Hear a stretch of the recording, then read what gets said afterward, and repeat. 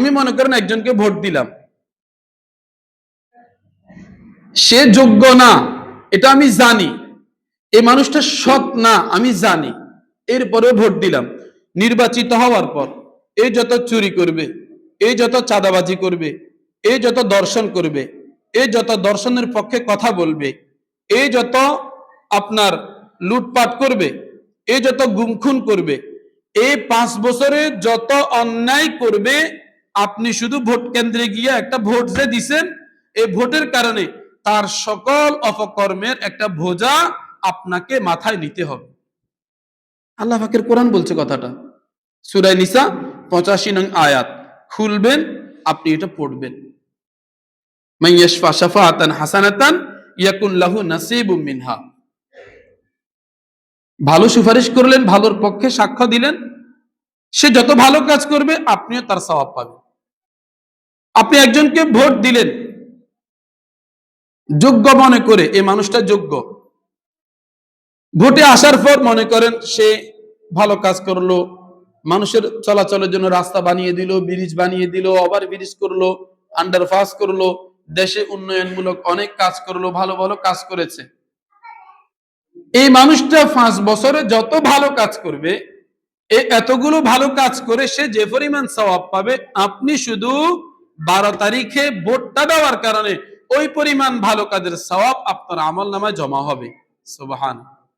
Vote, ভোটকে আমরা অতি সাধারণ মনে করি। বলে কিভাবে সাধারণ মনে করি? এই অর্থে আমরা অনেকে মনে করি ভোট না দিলেও চলবে, আবার অনেকেই মনে করি আমি আমার পছন্দের প্রার্থীকে ভোট দিব, এটা আমার স্বাধীনতা, এটা আমার অধিকার, গণতান্ত্রিক অধিকার। না ভাই, আপনি যে অর্থে ভোটকে বুঝেছেন বা যে অর্থে আপনি ভোটের ব্যাখ্যা করেছেন, ওই অর্থে যদি আপনি ভোট দেন, আপনাকে আল্লাহ পাকের কাঠগড়ায় আসামি হইতে হবে। তো আপনি যদি মনে করেন আমার মৃত্যু নাই, তাহলে আমার কথা শোনার আপনার প্রয়োজনও নেই। আর যদি মনে করেন না আমার মৃত্যু আছে, আমাকে একদিন কবরে যেতে হবে, হিসাব দিতে হবে, তাহলে ভাই আপনি আমার কথা শুনতে হবে, কারণ এটা কোরআনের কথা। ভোট দেওয়া মানে সুপারিশ করা, ভোট দেওয়া মানে সাক্ষ্য প্রদান করা। সুপারিশ যদি ভালোর পক্ষে হয় সওয়াব পাবেন, মন্দের পক্ষে হলে আপনি গুনাহগার হবেন। সাক্ষ্য যদি ভালোর পক্ষে হয় আপনি সওয়াব পাবেন, সাক্ষ্য যদি মন্দের পক্ষে হয় আপনি গুনাহগার হবেন, কবিরা গুনাহকারী হবেন। ভোটের মাধ্যমে যে নির্বাচন, এই নির্বাচন 3 জিনিসের সমষ্টি: সুপারিশ করা, সাক্ষ্য দেওয়া, প্রতিনিধিত্বের অথরিটি প্রদান করা। সুপারিশ করা অর্থাৎ আপনি যে ভোট দিচ্ছেন, যে প্রার্থীকে আপনি ভোট দিচ্ছেন, এর অর্থ হলো ওই প্রার্থী দ্বারা জনমানুষের কল্যাণ হবে এই মর্মে আপনি সুপারিশ করলেন। হ্যাঁ, একে দিয়ে ভালো কিছু হবে। আপনি কোনো প্রার্থীকে ভোট দিলেন, এর অর্থ হচ্ছে আপনি তার বিষয়ে সাক্ষ্য দিলেন যে এই মানুষটা দ্বারা ভালো কিছু হবে, এই মর্মে আমি সাক্ষ্য দিলাম। আপনি কোনো প্রার্থীকে ভোট দিলেন, এর অর্থ হলো এই মানুষটার মধ্যে প্রতিনিধিত্ব করার যোগ্যতা আছে, এই বিষয়ে আপনি মত প্রকাশ করলেন। এই জন্য ভোট, ভোটের মাধ্যমে নির্বাচন, এটা 3 বিষয়ের সমষ্টি, 3 বস্তুর সমষ্টি: সুপারিশ করা, সাক্ষ্য দেওয়া এবং প্রতিনিধিত্বের অথরিটি প্রদান করা। এই 3টার বিষয়ে শরীয়তের আদেশ এবং নিষেধ আছে। যেমন সুপারিশ করা, সুপারিশ সংক্রান্ত বিষয়ে সূরা নিসার 85 নং আয়াত আল্লাহ পাক বলেন, মান ইয়াশফা শাফাআতান হাসানাতান ইয়াকুন লাহু নাসিবুম মিনহা ওয়া মান ইয়াশফা শাফাআতান সাইয়্যাতান ইয়াকুন লাহু কিফলুম মিনহা ওয়া কানা আল্লাহু আলা কুল্লি শাইইন মুকিতা। সুপারিশ 2 প্রকার, একটা ভালো সুপারিশ আর একটা মন্দ সুপারিশ। একটা ভালোর পক্ষে সুপারিশ আরেকটা মন্দের পক্ষে সুপারিশ।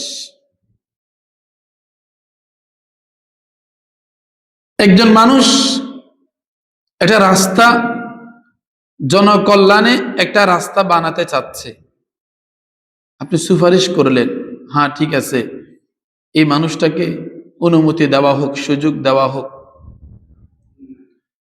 মানে ভালো কাজের সুপারিশ করলেন। ইয়াকুল্লাহু নাসিবু মিনহা, আপনি তার সওয়াব পাবেন। অর্থাৎ এই মানুষটা জনকল্যাণে মানুষের চলাচলের জন্য রাস্তা করে দেওয়ার কারণে সে যে পরিমাণ সওয়াবের অধিকারী হবে, আপনি তার পক্ষে সুপারিশ করার কারণে আপনিও ওই পরিমাণ সওয়াবের অধিকারী হবেন। সুবহানাল্লাহ। আরেকটা হচ্ছে মন্দের সুপারিশ। একজন মানুষ সিনেমা হল নির্মাণ করতে চাচ্ছে, একটা গানের মঞ্চ তৈরি করতে চাচ্ছে, নর্তকীদেরকে নাচানোর জন্য একটা মঞ্চ তৈরি করতে চাচ্ছে, আপনি পক্ষে সুপারিশ করলেন, হ্যাঁ এটার সুযোগ দেওয়া হোক, এই গানের মঞ্চ তৈরি করা হোক, তাহলে আপনার সুপারিশ মন্দের পক্ষে হয়েছে। এখন যদি আপনার সুপারিশে ওই মন্দ কাজ হয়, ওই গানের মঞ্চ তৈরি হয়, ওই সিনেমা হল তৈরি হয়, তাহলে এই কাজ দ্বারা যত মানুষ গুনাহ করবে, যত মানুষ জাহান্নামী হবে, সবগুলোর সমপরিমাণ অপরাধ আপনাকেও কাঁধে নিতে হবে। এটাকে বলা হচ্ছে ওমান ইয়াশফা শাফাআতান সাইয়্যাতান ইয়াকুন লাহু কিফলুম মিনহা। ভালোর পক্ষে সুপারিশ করলেন, তাহলে ভালো করার সওয়াব আপনার আমল নামায়ও দেওয়া হবে। মন্দের পক্ষে সুপারিশ করলেন, তাহলে মন্দের গুনাহ আপনাকেও বহন করতে হবে। এবার বলা হচ্ছে ওয়াকানাল্লাহু আলা কুল্লি শাইইন মুকিতা, আয় ওয়াকানাল্লাহু আলা কুল্লি শাইইন শাহিদা। আপনি ভালোর পক্ষে সুপারিশ করলেন নাকি মন্দের পক্ষে সুপারিশ করলেন? আপনি ভালো প্রার্থীকে ভোট দিলেন নাকি মন্দ প্রার্থীকে ভোট দিলেন? আপনি ন্যায়পরায়ণ ব্যক্তিকে ভোট দিলেন নাকি আপনি কোন চোর, চাঁদাবাজ, টেন্ডারবাজকে ভোট দিলেন? আপনি তো কালো অথবা সাদা কাপড়ের আবরণের ভিতরে থেকে, পর্দার ভিতরে থেকে ভোট দিয়েছেন, পৃথিবীর মানুষ তো দেখে নাই। আল্লাহ পাক বলে ওয়াকানাল্লাহু আলা কুল্লি শাইইন মুকিতা আর শাহিদা। বান্দা, তুমি কার পক্ষে সুপারিশ করেছ এর উপর আল্লাহ নিজে সাক্ষী আছেন। পৃথিবীর কেউ দেখে নাই আপনি কোন প্রার্থীকে ভোট দিলেন, কোন মার্কাকে নির্বাচিত করলেন, কিন্তু আল্লাহ পাক দেখছেন নি? আল্লাহ পাক দেখছেন নি? দেখেছেন। ওই কথাটা বলা হচ্ছে সতর্কতার জন্য। পৃথিবীর কেউ দেখবে না তুমি কাকে নির্বাচিত করলা, কাকে ভোট দিলা, বাকি কে দেখছেন? আল্লাহ দেখছেন। আল্লাহর কাছে এর জবাব দিতে হবে। এই হইল সুপারিশ। ভালোর পক্ষে করলে সওয়াব আছে, মন্দের পক্ষে করলে গুনাহ আছে। ভোটের এক অর্থ হইল সুপারিশ করা। কোন প্রার্থীকে, কোন মার্কাকে আপনি ভোট দিলেন, এর একটা অর্থ হলো সুপারিশ করা, মানে আপনি ওই প্রার্থীর পক্ষে সুপারিশ করলেন যে এ যোগ্য, একে ভোট দেওয়া যায়, আমি দিয়েছি। সুপারিশ বিষয়ক আয়াত গেল। এবার আসেন, ভোটের দ্বিতীয় অর্থ হলো সাক্ষ্য প্রদান করা। সাক্ষ্য, আপনি যে প্রার্থীকে ভোট দিলেন এর অর্থ হচ্ছে আপনি ওই প্রার্থী ভালো এই মর্মে সাক্ষ্য দিলেন আর নিজে সাক্ষী হইলেন। এই সাক্ষ্যটা যদি ভালো হয় আপনি প্রতিদান পাবেন, আর এই সাক্ষ্যটা যদি মন্দ হয় আপনি এই সাক্ষ্যর জন্য শাস্তির সম্মুখীন হবেন। বুখারী শরীফের মধ্যে একটা বর্ণনা আসছে, হযরত আবু বকর রাদিয়াল্লাহু তাআলা আনহু ইরশাদ করেন, قال رسول الله صلى الله عليه وسلم আলা উনাব্বিউকুম বিআকবারিল কাবাইরি। রাসূলুল্লাহ সাল্লাল্লাহু আলাইহি ওয়াসাল্লাম হেলান দিয়ে বসে আছেন, আর তিনি জিজ্ঞাসা করলেন সাহাবাদেরকে, ও আমার সাহাবারা, আমি কি তোমাদেরকে সবচাইতে বড় গুনাহ সম্পর্কে অবগত করব? কোন গুনাহ সবচাইতে বড়, এই বিষয়ে আমি কি তোমাদেরকে অবগত করব? ক্বালু বালা ইয়া রাসূলুল্লাহ। সাহাবায়ে কেরাম বললেন, হ্যাঁ অবশ্যই, আপনি আমাদেরকে অবগত করেন। ক্বালা রাসূলুল্লাহ সাল্লাল্লাহু আলাইহি ওয়াসাল্লাম। তখন রাসূলুল্লাহ সাল্লাল্লাহু আলাইহি ওয়াসাল্লাম ইরশাদ করলেন, আল ইশরাকু বিল্লাহ ওয়া উকুকুল ওয়ালিদাইন। এক নাম্বার কবিরা গুনাহ হলো আল্লাহর সাথে কাউকে শরীক করা। দুই নাম্বার কবিরা গুনাহ হলো মাতা পিতার অবাধ্যতা করা। এই দুইটা বলার পর ওয়া কানা মুত্তাকিআন ফাজালাসা সুম্মা ক্বালা।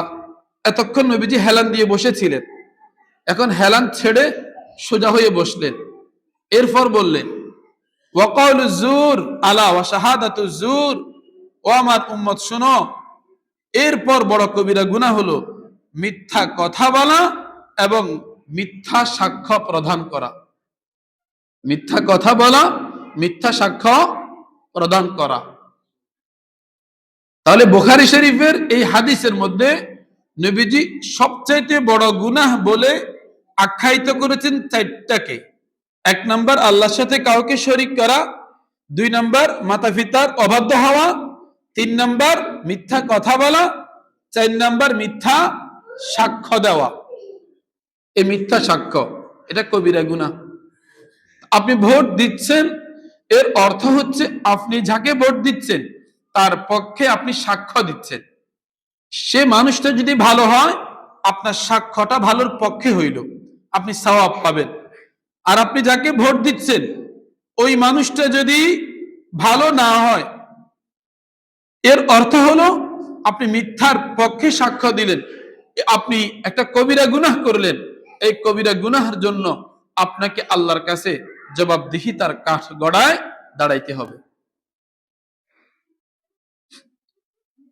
ভোটের তৃতীয় অর্থ হলো প্রতিনিধিত্বের অথরিটি প্রদান করা। মানে আপনি যাকে ভোট দিলেন, এই কথার অর্থ হইল এই মানুষটা প্রতিনিধিত্ব করার যোগ্যতা রাখে।